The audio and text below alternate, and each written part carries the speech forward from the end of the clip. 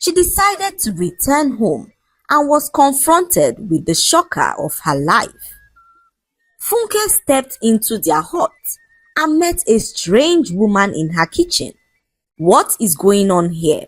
she asked her husband Dotun, who slapped her hard and warned her never to question him in her life.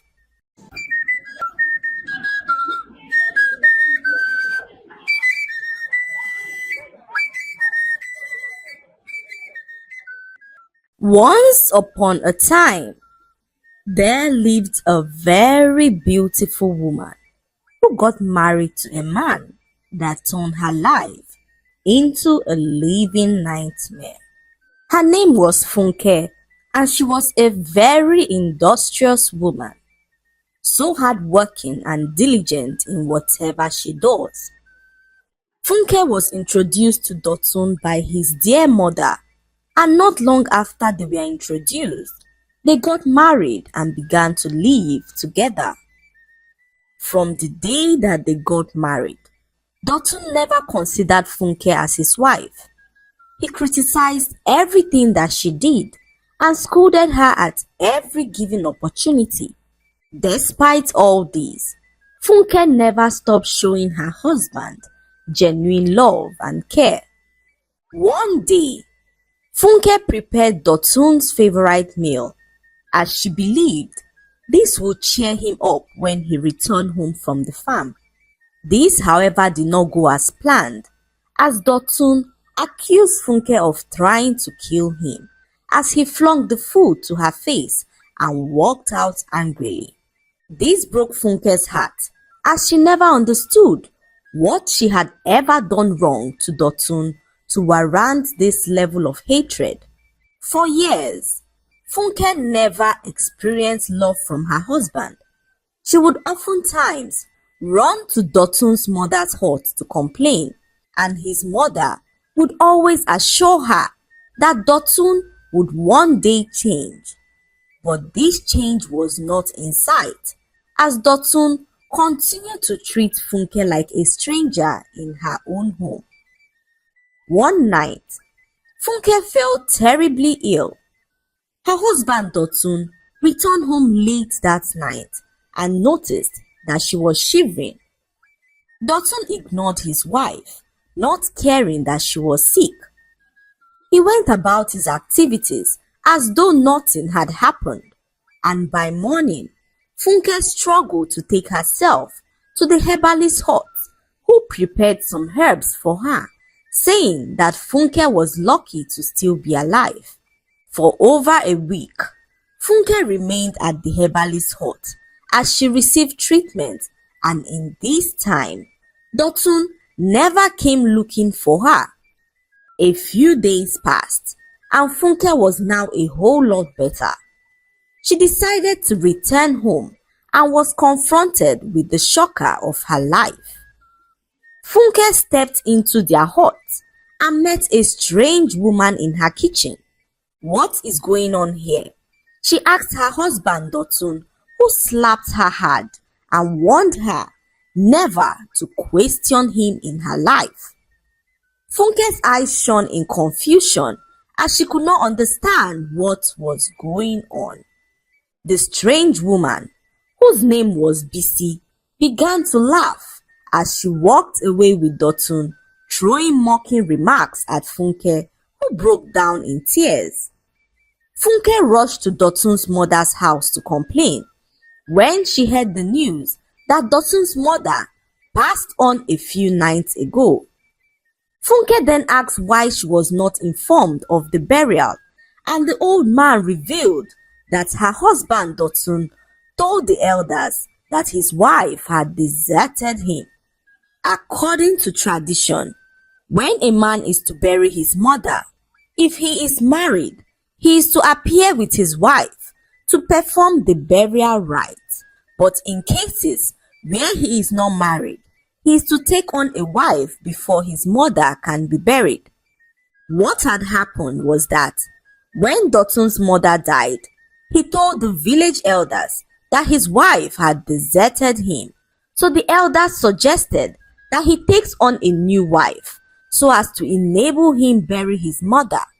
So Dotun quickly got married to Bisi, his longtime love, and the woman after his heart. Bisi was a woman who Dotun loved with all his heart, but was unable to marry because his mother was blatantly against the union. Bisi was the daughter of Dotun's mother's sworn enemy, and when Dotun told his mother of his intention to marry Bisi, she kicked against the idea, saying that as long as she was alive, Dotun would never marry Bisi. Dotun tried all he could to convince his mother of his love for Bisi, but his mother told him that it would be over her dead body before she would allow her son get married to Bisi. This caused a lot of issues for Dotun, who found it difficult to marry any other woman. A few years later, Dotun's mother introduced him to Funke, saying that Funke was the right woman for him. Dotun was not interested in marrying Funke, but his mother pushed him into marrying her. That was how Funke found herself married to a man who had no interest in her and treated her badly. Sad and confused, Funke decided to return to her husband's house. The pain of seeing her husband happy with another woman shattered her in a way that she never knew possible. The death of her mother-in-law also made things worse, as Funke was now alone in the world with no one to care for her, not even a mother or father, as her parents died many years ago.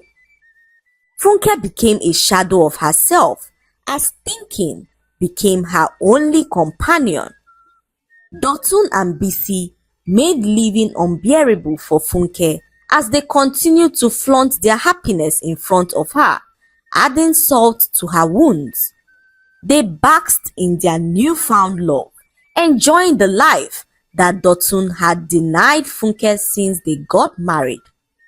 Despite the heartbreak and humiliation, Funke continued to live in the same hut with Dotun and Bisi. She endured the pain silently, nursing the wounds that Dotun's cruelty had inflicted upon her over the years. But what Dotun failed to realize was that Funke loved him with all her heart. He was her first love and the only man she had ever loved in her life. Funke never imagined how cruel love could be, as all her life she had yearned for love, but life had instead dealt wickedly with her. One hot afternoon, Funke was heading to the village stream, lost in her own thoughts. She bumped into a young woman who noticed her absent-mindedness and asked what the problem was. This was the first time someone was genuinely concerned about Funke and was willing to listen to her. So Funke told the young woman all that she had been passing through in her marriage, and the young woman said to her that she deserved better and that she should not give up, but pick herself up and make the most of her situation. The young woman, whose name was Ngozi, became a true friend of Funke. She became a shoulder Funke could lay on when the pressures of life were weighing her down. Ngozi encouraged Funke to find strength within herself and to also stand up for her own happiness. As the days went by, Ngozi's friendship became a source of solace for Funke. They spent time together, and soon Funke began to laugh and smile again. One day, Funke and Ngozi were conversing by the village stream when they overheard a discussion about an upcoming festival in the village. The villagers were planning a festival to celebrate the birth of a royal baby, and everyone was excited about the festival. Ngozi saw this as an opportunity for Funke to break free from the chains of her troubled marriage. So she encouraged Funke to participate in the festival to take her mind off all that had been happening to her. Funke, hesitant at first, agreed to partake in the festival as she believed time had come for her to take charge of her life. As the day of the festival drew closer, Funke immersed herself in the preparations and rehearsals. In the evenings, Funke would stay at the back of her hut, practicing her dance steps. Her co-wife Bisi would throw mocking remarks at her, saying that no amount of dancing would be able to change her misfortune. But Funke, fueled by Ngozi's encouragement, paid no mind to Bisi as she immersed herself in her practice. A day to the festival, Funke and her co-participants gathered together for their final rehearsal when the queen of the village caught sight of her as she was dancing.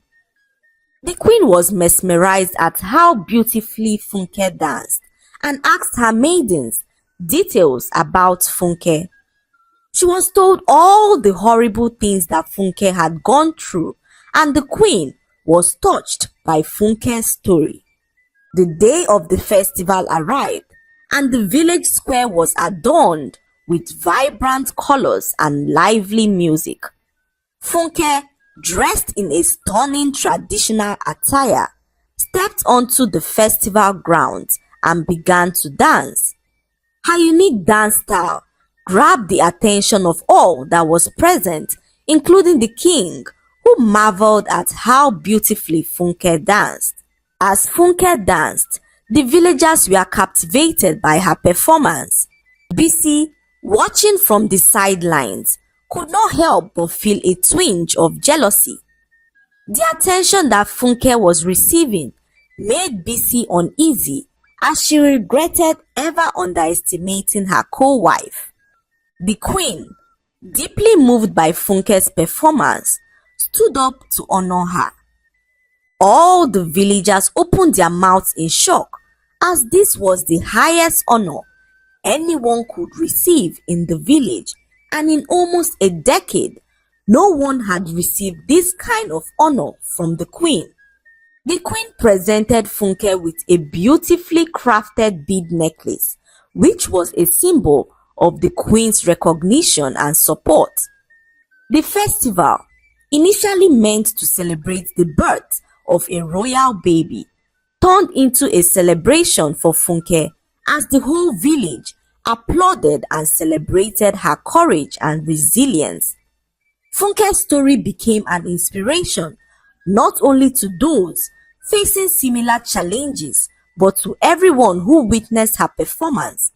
In the days that followed, Funke's life took a positive turn as the queen offered to be the mother that she didn't have. The queen, after a lengthy discussion with Funke, adopted Funke into the royal household as her daughter. Funke automatically became a princess, and her marriage to Dotun was dissolved as Funke and Dotun never lived as husband and wife since they got married, and this was an automatic reason for dissolving a marriage in their village. Funke was now free from her troubled marriage and began to live in the palace as a princess. Not long afterwards, a prince from a neighboring village came to ask for Funke's hand in marriage. He saw Funke at the festival and picked an interest in her, but was told that she was married. Disappointed, the prince returned back to his village and could not stop thinking about Funke.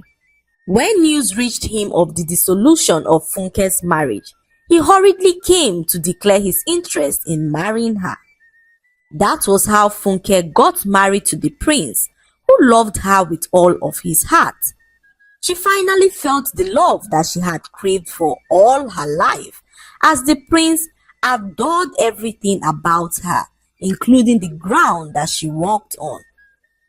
Everyone envied Funke, including Dotun and Bisi, who could not believe how beautifully Funke's life had turned out.